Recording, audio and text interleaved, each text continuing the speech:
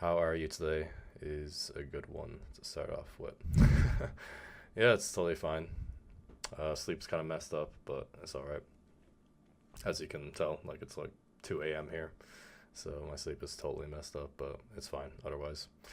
Trained today. Yeah, trained already. Need to start training harder again. Those last two videos definitely drained me. Need to take a break from making crazy videos like that. It definitely takes a mental toll on you when you make controversial videos like that, and when you have to think hard about them and like a very controversial topic. Also been talking to like a load of athletes, a load of weightlifters on Instagram and stuff. Like I was talking to Pat Mendes, Jack Oliver, other people as well about what they think of my video and stuff, and it's just interesting to hear their opinions and all that. But it's well needed. Like someone needs to say it. Like even if I'm not 100% correct, it's important to discuss these issues with the current system. It's absolutely ridiculous not to criticize it, and I don't think anyone with as big of a presence as me online has actually said bad things about anti-doping, or says anti-doping's unethical. I only heard that from like two other people in the fitness scene. Hey Clarence, I know I asked you this yesterday, and feel free to shut me down. But what are your thoughts on peptides, for example, specifically targeting cured injuries from sports injury prevention? See, this is the problem. Like I mentioned in my first video and my second video, the lack of research in that area. Like it's halted by organizations like WADA. Like when a drug goes on like WADA's ban list, it's harder to conduct research on it because it's so demonized. That's the problem. There's like an extreme lack of research in that area of peptides. There is some, like it's mostly like animal studies, nothing on like sports performance, not on like athletes, like anti-doping, making PEDs illegal. It's really slowing down human progress, you could say. Like there could be many medicines made today that would benefit society, such as like peptides. Like MGF would be an amazing drug for healing muscular injuries for like not just athletes, but like everyday people just working out, going to the gym. It can benefit those people. And yeah, like peptides like GHRP6 can increase appetite, but it's not widely available. It's considered a research compound, so that's the problem. Like it's hard to get access to something like that legally, and it can be used like in a clinical setting. Just curious, what are your thoughts on the Juji and Tom situation? They split up weeks ago. Yeah, definitely a sensitive topic. That lawsuit was kind of crazy. Like I knew it was because of like Tom's like mental health problem, pretty much. Yeah, I hope he can get some help. He definitely needs it, Tom. I hope he's doing well. He did some immoral things for sure, but he shouldn't be, I don't know, hated so much for it. I'll go through some of the best questions here, actually, that asked me anything, because I didn't answer any of them. Well, I did answer like was like one or two of them that I actually included in my video. Like one question takes like a minute or two to answer, so I couldn't have included 157. So I'll just go and find, I guess, the best questions here, because wow, there is a lot. There's no way I can get through all these. Hey Clarence, I clean 325, but only jerk 245. So this is pounds. That's a massive gap for sure. Can I continue to improve my clean, or that deficit in the clean and jerk is too much, and really focus on my jerk to catch up and pass my clean? Well, it's kind of common sense, yeah. Like if your jerk is that far behind, then you just need to, work a lot harder on it. Like To put it simply, you could train your jerk 3 times as much as your clean. So instead of doing, clean and jerks in most of your training sessions, do clean plus 3 jerks, do jerk off rack, do jerk off blocks, do overhead work, push press, sort out your technical issues, choose exercises that will correct your technical issues. So yeah, just work a lot more in your jerk. It's kind of common sense. It's the same if you're a powerlifter. If your bench press was 300 pounds, but your back squat was only 300 pounds, then obviously you just need to spend more time, working on your back squat. It's not complicated at all. Where do you reckon you got your high level work ethic from? I honestly don't think I have like high work ethic. Like when I was a teenager, for sure, like I'd say my motivation was like way higher for weightlifting. And of course, why my motivation has decreased over the years. It's basically because of the things I explained in my first and second video on anti-doping. That's why my motivation has significantly decreased. Yeah, my motivation for training was like way higher as a kid, because I was living in a delusion that sports was fair, etc., and people were encouraging me to continue training, etc. So as for having a high work ethic, like it's higher than the average person. Yeah, I definitely say yes. The main motivation for me right now, I guess, is like I'm like really good at weightlifting, and I just want to like show what I can do and see how strong I can get. Like that's the main motivator for me to continue weightlifting. It's just a good feeling, like if you're just extremely talented at something, even if you don't enjoy it, it's just a good feeling, I don't know, being better than everyone else. It kind of seems like I sound like an asshole saying that, but that's kind of the way I think. Is there any specific source website you recommend for doing research on PDs, specifically targeting electric performance that is not solely vectored towards bodybuilding? Yeah, see, this is the problem. I mentioned in my first video, second video, the lack of research. Like, why do you think there's a lack of research in that area? Why is there a lack of information when it comes to PED use, especially in athletics? It's just because it's so demonized that people can't share information like that online. So that's the huge issue. There's actually a extreme lack of information in that area. There's a lot of information, well, not enough in bodybuilding, not enough at all in athletics. Like, it's extremely hard to find even anecdotes online of people explaining like their cycles with PEDs. So yeah, that's hard to find. I can't even recommend a source because I can't even think of one. Like, imagine if you could, go on PubMed and type in, I don't know, Anavar for long jump performance. Like that would exist in a world without anti-doping. What is this? I forgot I made this joke. This guy asked, like, do you use Stuart McGill's big tree core exercises? I have no idea what he's talking about when he says that, and I just replied, no idea weightlifting. I'm just laughing at my own joke. That was so funny.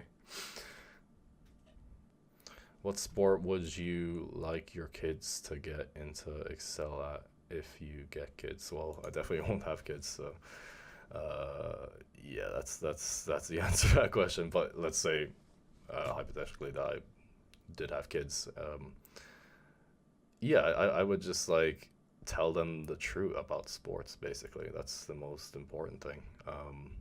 Tell them that life isn't fair, blah blah blah. Everything at the top level is extremely corrupt, etc.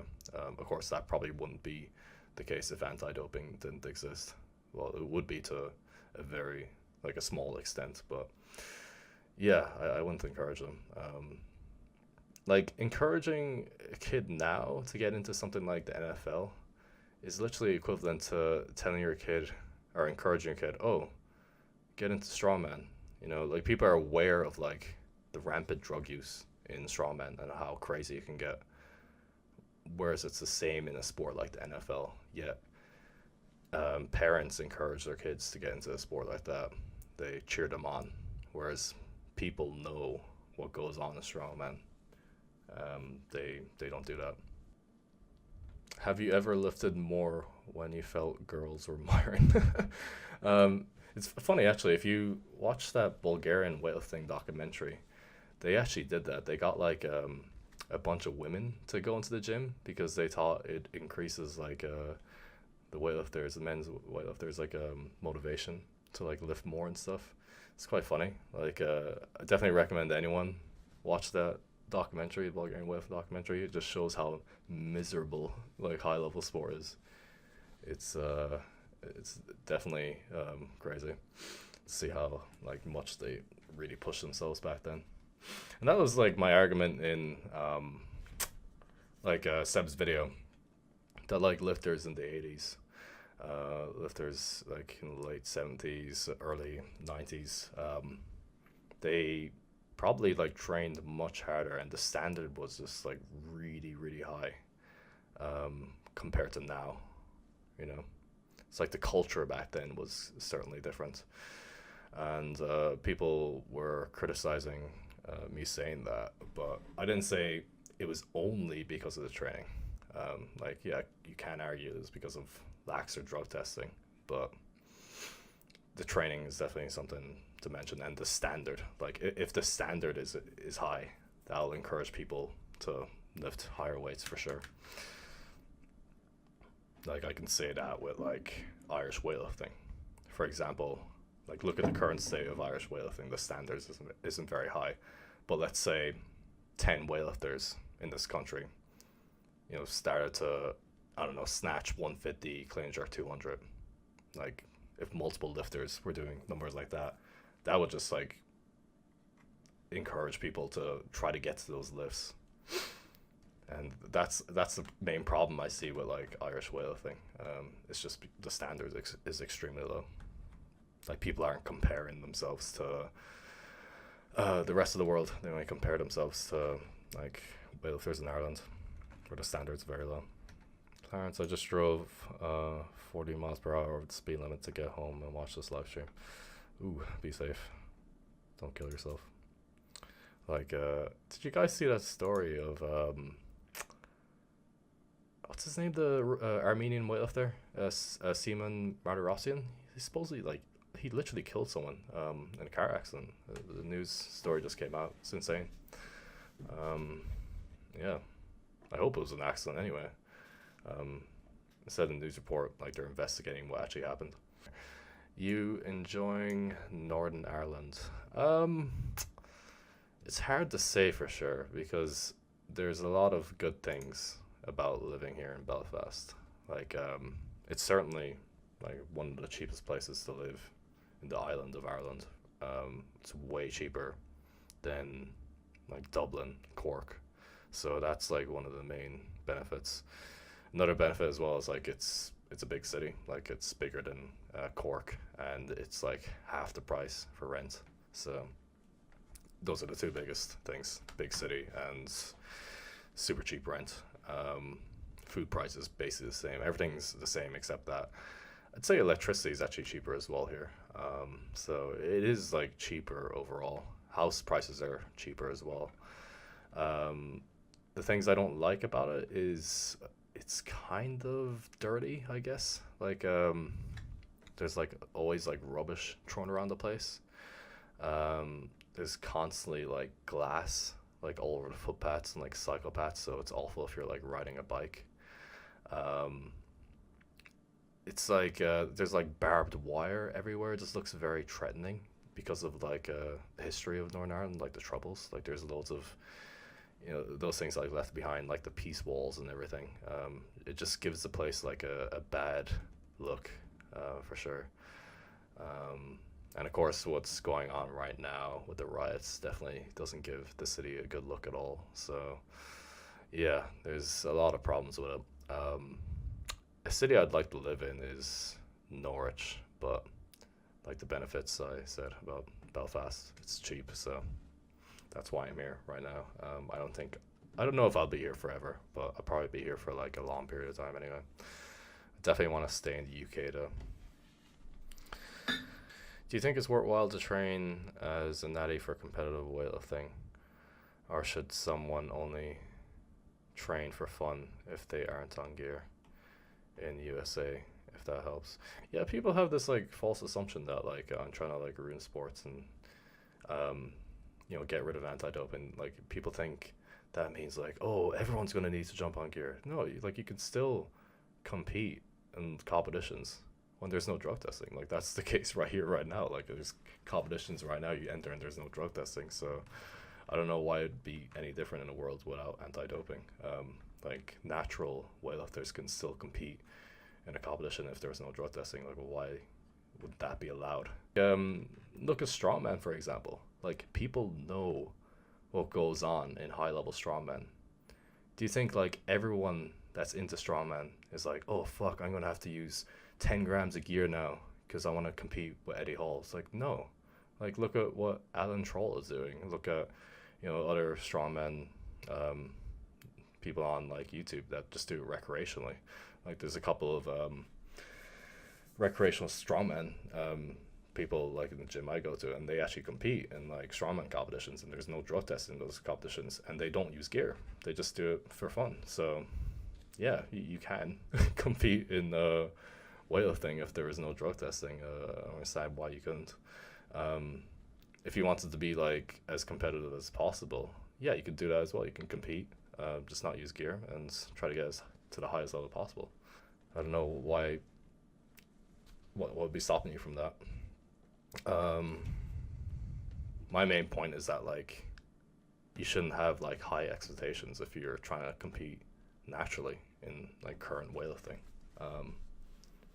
Like don't have the false assumption that you're going to be able to get to the top naturally, because it's not going to happen.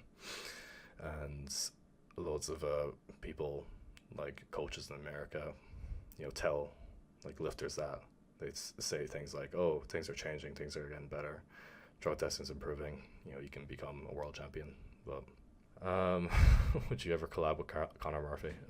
No, definitely not. He's a bit of a weirdo.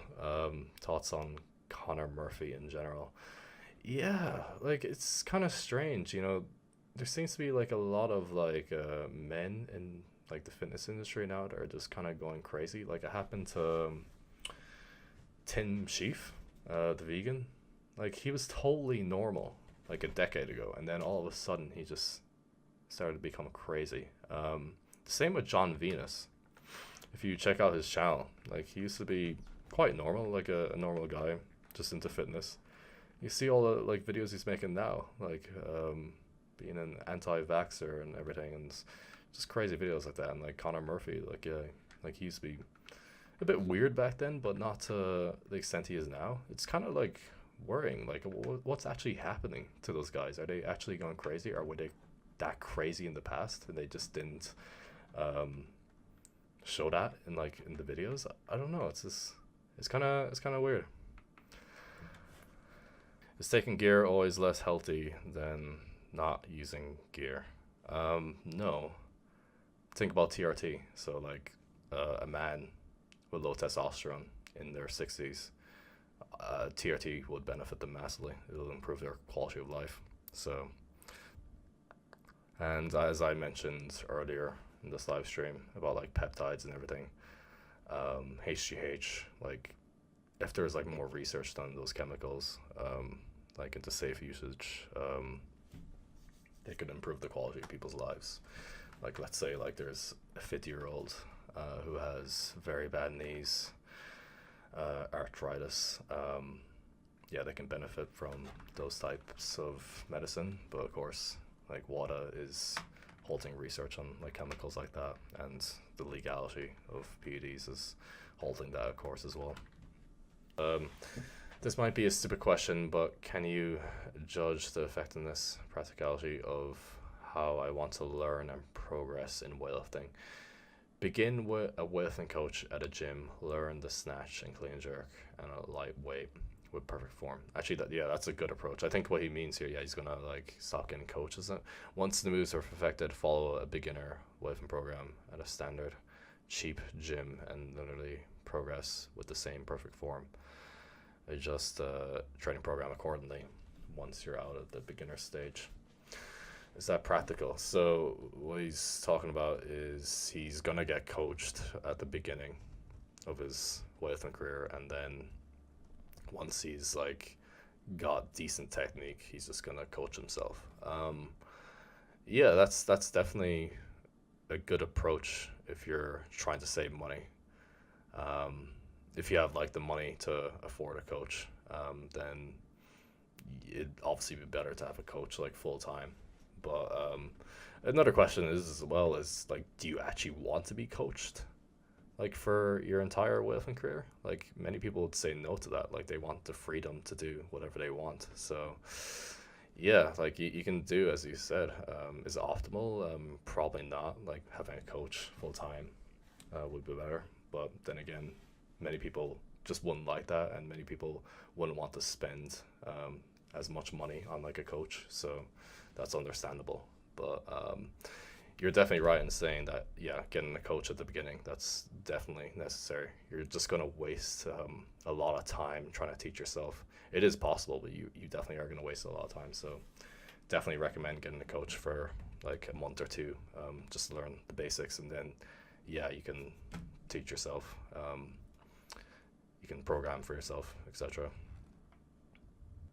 If you had to choose between a finished Berserk manga or Attack on Titan masterpiece, and one has to vanish from history, which one would you save? Well, with the Attack on Titan ending, like the manga ending that came out, I wouldn't mind that vanishing from existence. Like, that ending was just so bad. I really hope they change it for the anime, and like loads of people agree with that opinion as well. It's not just a small group of people. Like I'd say the majority of people just did not like that ending. It was really badly done. So yeah, I'd wish that out of existence, especially that last chapter. Holy fuck. Do you think someone will beat Naeem, his record for greatest pound-to-pound numbers? Well, you have to think about the time scale. Like, let's say weightlifting was still around in 500 years. Then obviously, like, there's going to be an improvement in science, technology, which will allow people to lift way more than they are now. Like, that's just inevitable in my opinion. So if you give like a big time scale like that, then of course. As for the next like 50 years, 20, 30 years, probably not, maybe, because like it's such a incredible like world record. There's 500 over 500 Sinclair. It's quite insane. Fosbury flop, where someone finds some significantly different. I never heard of that term, so it's like, I guess it just means a moment where someone discovers a really good technique and allows them to lift a lot more. That happened in weightlifting. Like, if you look at really old videos, there was people, split snatching, split cleans, and then a bunch of Chinese lifters, I believe, started doing like squat cleans. Well, I sound like a CrossFitter now saying that, like squat cleans and squat snatches. And then everyone realized, oh, this is the better way to snatch a clean jerk. You could argue right now, people say like, oh, squat jerking is more efficient or power jerking is more efficient, but I don't think that's the case. As for the snatch, I doubt it. Like, I can't imagine another way, a way snatching would be easier than it is currently. So, and you have to think about it in terms of like the rules of the competition. Like, there's certain things you can't do right now. Like with the clean and jerk. Actually, giving you an example, the snatch, like the rules in the competition say like once the bar, passes your knees or whatever, I forget the exact place, you have to continue to lift, and if you stop then it doesn't count. So that prevents people from doing hang snatches. Like some people can hang snatch a lot more than they can full snatch. So you have to think about it in terms like of the competition rules. Like, are you even allowed to do certain things? And you could say that with like certain track and field events, like the high jump, for example. There's definitely like ways you can jump higher than what athletes are doing now in the high jump. Like, for example, if a gymnast did a bunch of tumbles and then did a massive layout, they can actually jump higher than like current people in the high jump. But that's banned in the rules because you have to jump off one leg in high jump. So you have to think about it in terms of the competition rules.